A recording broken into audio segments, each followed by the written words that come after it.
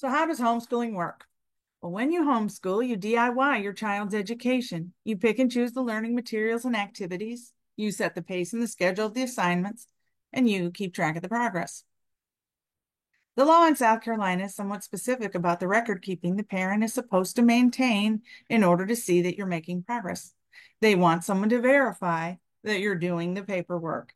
And that's what SC Top is doing, holding our members accountable for these record keeping requirements. But the weight of responsibility often feels heavy when you decide to take on your child's education. You might wonder if you're even qualified. The what ifs creep in about the things that you don't know and the things that you don't know that you don't know. You start to look for an adultier adult who has it all figured out. So imagine you'd never cooked before and you run into a grocery store and ask, what should you cook for dinner? Everyone in the store has something different in their cart because menu planning and grocery shopping is personalized, especially for your individual budget, dietary preferences, and specific tastes. You can't just grab what someone else has and be successful. So planning your course of study and choosing curriculum is personalized just like that by your individual budget, educational philosophies, and your specific interests. And so SC Top is here to help encourage and empower home educators to be successful as you start by establishing your goals and your reasons why. We believe that education is in two parts, learning about the world around us and learning about ourselves and how we fit into the world. Our role is in capturing the sense of wonder and discovery along with our children. We don't have to be experts, just fellow learners along the path. So imagine learning about apples by reading about them in a book, or like that by riding a bike. Learning is much more than that. It's based on experience. And so any curriculum choices will offer windows into different perspectives and life experiences and mirrors to see reflections of our own experiences as well. The set of knowledge is shifting and information is readily available at our fingertips.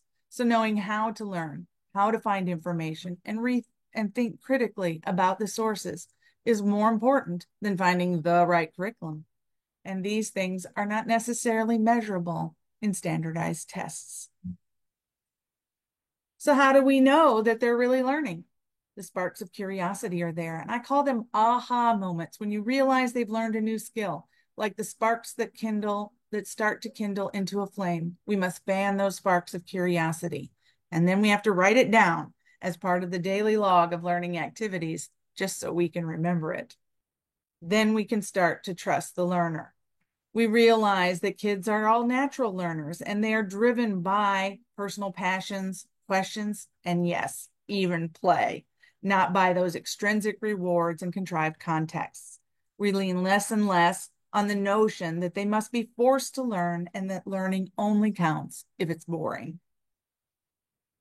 So we rethink the current industrial model of education, a manufacturing model, which is based on conformity and batching people, moving to a model that is based more on the principles of agriculture, recognizing that human flourishing is not a mechanical process, it's an organic process, and you cannot predict the outcome of human development.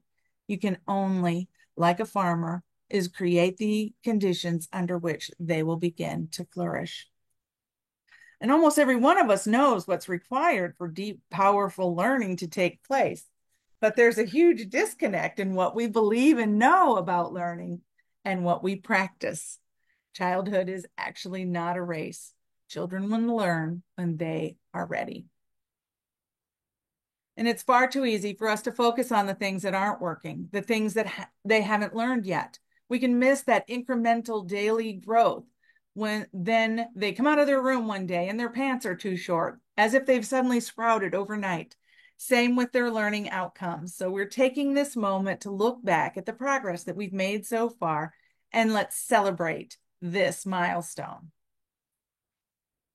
Learning is not the product of teaching. Learning is the product of the activity of the learners.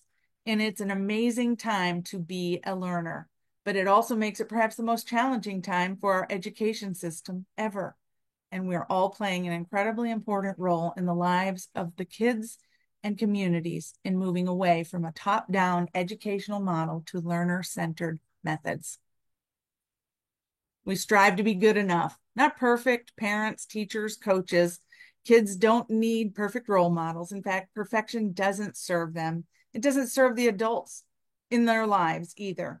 Our kids need someone who is just good enough, someone who loves them and teaches them what it means to be imperfect and also a lovable human. To teach our kids how to love themselves unconditionally, they need adults in their lives modeling self-acceptance, flaws and all. And that's how homeschooling works.